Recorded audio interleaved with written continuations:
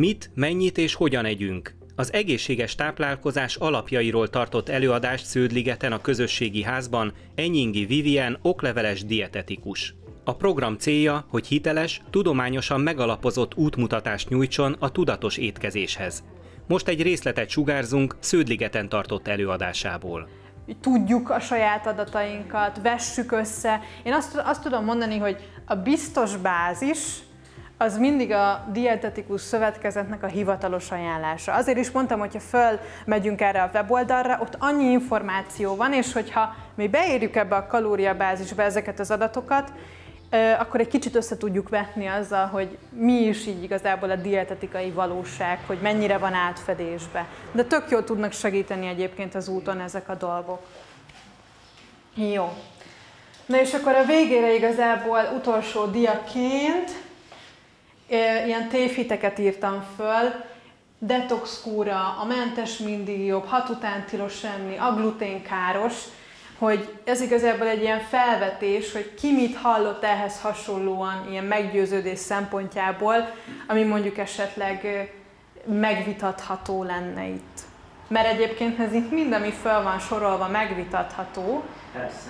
Jó, tehát, hogy vannak ezek a kúrák, teakúra, detox kúra, nem szabad, mert nagyon-nagyon-nagyon sok pénzt elkérnek érte. Jó? Tehát rengeteg pénzt ott tud az ember hagyni ilyen kúrák miatt, viszont van májunk, van vesénk, jobb esetben mind a kettő. Jó, és alapvetően, ha eljárunk mosdóba, hogyha a májunk működik, akkor alapvetően a szervezet saját magának azokat az anyagokat, amik mondjuk esetleg élelmiszer szempontjából bejut a szervezetünk, permet, vagy bármi, akkor tudja egy kicsit így bontani, és értelemszerűen vizelet, széklet formájában, izzadás formájában ezeket tudja eltávolítani. Szóval inkább arra fókuszáljunk, hogy ezeket a szerveinket egészségben tartsuk, táplálkozással, életmóddal, mint hogy ilyen hatalmas összegeket ott hagyjunk ilyen kúrákra. Jó? Mentes, ugye? Mindig az, minden mentes, legyen minden mentes, ilyen mentes, olyan mentes, az a tuti. Nem feltétlenül mindig az lesz a jó, ami a mentes. Jó, tehát az nem mindig jelenti az egészséget, hogyha valami nincsen benne. De nagyon hangzatos szó tud lenni manapság.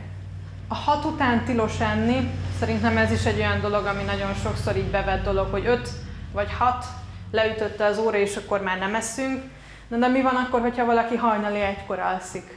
Akkor ez szerintem nagyon-nagyon éhes tud lenni. Szóval ez igazából úgy lenne helyes, hogy alvás előtt 2 órával már nem eszünk. Jó, és akkor nem terheljük le a szervezetünket, nem fogunk rosszat álmodni. Aki refluxos, nem lesz olyan problémája a reflux szempontjából. Tehát 2 órát tudjunk tartani alvás és étkezés között, az a lényeg. A glutén káros. Ezt is nagyon sokat hallani, igaz? Ez nem így van. Ez nem így van. Legtöbb esetben ugye mindig van egy bűnbak, amire rá tudunk fókuszálni, de alapvetően, hogyha nem produkálunk semmiféle emésztőszervrendszeri tünetet, miután elfogyasztottunk valamiféle gluténtartalmút, akkor nincs feltétlenül olyan indikáció, ami miatt nekünk ezt el kéne hagyni. Jó? Sokkal nagyobb problémát tudunk tenni azzal, hogyha csak úgy elhagyjuk, mert akkor magunknak tudunk generálni már gluténérzékenységet, hiszen el fognak halni azok a kis bélrészek, amik a glutén feldolgozásában segítenének. Szóval, hogyha mi önszántunkból nem eszünk glutént, de egy idő után mégis megennénk egy szelet kenyeret, akkor már magunknak megcsináltuk a bajt, mert már nem tudja a szervezetünk azt megemészteni. Jó? Ugyanez igaz lehet a laktózra? Ott egy kicsit másabb a történet. A laktózt azt nem igazán lehet így visszafordítani. Hogyha valaki laktózérzékeny, akkor laktózmentesen táplálkozik, és utána újra iszik tejet, akkor lehet ugyanilyen, hogy akkor arra lesz Hát a laktóz ugye az a tejcukor, szóval hogyha ezt így önmagunktól elhagyjuk, akkor úgy lehet, igen, a tejcukor szempontjából nehezebben fogja már tolerálni a szervezet újra, hogyha mondjuk ő tejcukortartalmút fog fogyasztani, szóval benne van a pakliban ez, igen. De a tejfehérjével nem feltétlenül. Jó. Van esetleg még bármilyen tévhit, amit hallottunk? Én azt hallottam, hogy 15 órát kell a reggeli első evés és az esti evés között. Ez csatlakozás Ábrihárd-féle valláshoz. A böjtök? Nem, A 15 óra foglalás. Foglalni kell. Hogy mondjuk megesszük a vacsorát. Vacsorát, és akkor a reggeli és a vacsora között 15 órának el kell tennie, hogy a bélrendszer ezt tolerálja. Én ezt úgy tudnám Én ezt úgy tudnám megfogni, hogy... Ezt nagyon sokszor hallottam mostanában előadásokban mindenhol. Nem jó az, hogyha az egész estét mondjuk mi leülünk a vacsora után, még megnézünk egy sorozatot, még megnézünk egy filmet, hopp, elfogyott egy zacskó chips, egy zacskó popcorn, tehát a plusz esti étkezés... Igen. Utána vannak, az nem jó. Azt jó, hogyha el tudjuk így hagyni alapvetően. Szóval nem jó az, hogyha esténként folyamatosan rákcsálódunk, és az való igaz, tehát hogy amit ugye az elején is megbeszéltünk, hogy ne az legyen, hogy egész nap valami kilóg a szánkból. Tehát, hogy a szervezetnek kell egy olyan időszak valóban, amikor próbálunk egy picit így tehermentesíteni neki, hogy legyen ideje másra is. Jó, tehát ő este elvégzi azokat a folyamatokat, amiket mi nem látunk, nem észlelünk, mert sejten belül mozognak ezek a folyamatok, hogyha ugye neki nem azzal kell foglalkoznia, hogy a kajából bejutott energiát hogy bontsa, hogyan alakítsa át, akkor tud a saját maga háztáján belül is sepregetni, tisztogatni, ezt-azt csinálni, az a pici kis sejtecske, és sokkal több folyamatot el tud indítani, ami pozitívan hathat a szervezetünkre. Úgyhogy ilyen szempontból szerintem ez így működőképes, hogyha próbáljuk ezeket a kis plusz étkezéseket esténként lecsípni. Jó. Kérdezhetek még egy Nyugodtan. Hogyha 8-4 mostanában reggelente éhomra a cukrom, ha én elkezdem ezeket most betartani, vissza tudom állítani a rendes megengedett cukrot, vagy nem? Mármint milyen megengedett cukrot? Hát az 5 papot. Ja, hogy javítható-e cukor? Igen, cukrom. Javítható-e cukorért? Én azt gondolom, hogy Én magamtól, hogyha ezt elkezdem, már érzékeltem, hogy miket kell megírtam. Igen. Én azt gondolom, hogy egy jobb állapot az elérhető. Ezt most nem tudom így biztosra mondani, mert nem láttam semmilyen papírt, nem láttam a korábbi leleteket, se semmit. Jó volt a cukrom mindig. Persze. Csak a utóbbi időben valamiért. Egyszerűen nem megy nem ezek édességet. Mivel ugye... Egy kis cukor nélkül iszom, egyedül a kávéba teszek cukrot. Ez nagyon nagy tévhit, hogy a cukrot nem lehet használni. De lehet. Nem az hozza a cukrodat. Az idegesség. Hát nagyon sok minden hozzájárul a diabéteszhez. Itt a táplálkozás, a stressz, mindegyik, ugye, ahogy az elején megbeszéltük, az összetevője lehet így az egészségnek, és nyilván különböző betegségek megjelenésének is, hogyha nem feltétlenül figyelünk oda valamelyikre.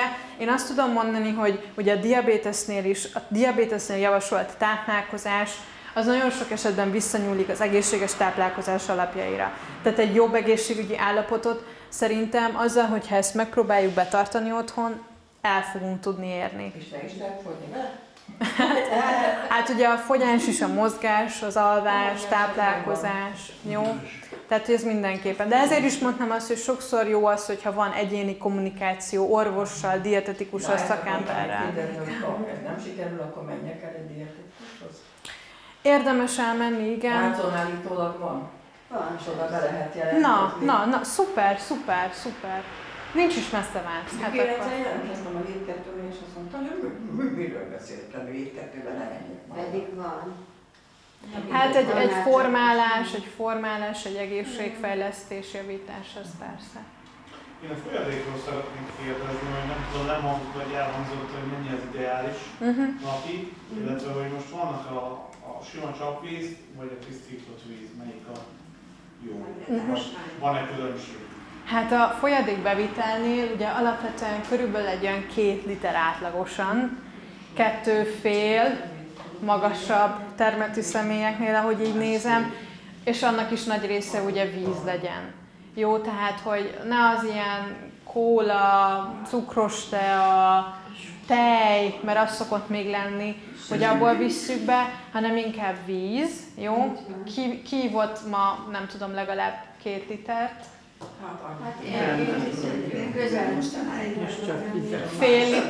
Fél liter. Annál, akkor ilyen 1 liter környékén mozgunk? A másfélre, aki másfele tiszik, azt gondolom, hogy egy felet már nem nehéz rádobni, egy plusz fél litert, és főleg ebben a hőségben, ebben a melegben azért nagyon oda kéne figyelni rá, mert tök jó, hogy szokták mondani, hogy nyáron, de én megiszom nyáron a 3 liter, de annyit izzadunk, mint a ló, szóval ilyenkor igazából nagyjából ugyanazon a szinten vagyunk, mint amit télen innánk. Jó, tehát hogy tessék erre nagyon odafigyelni.